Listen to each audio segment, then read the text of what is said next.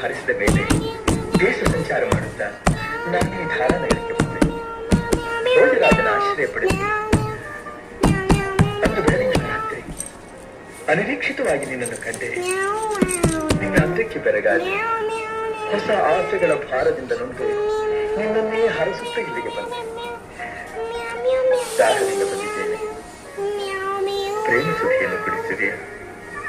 ಇಲ್ಲ, ನಿರಾಶೆಯ ವಿಷಯ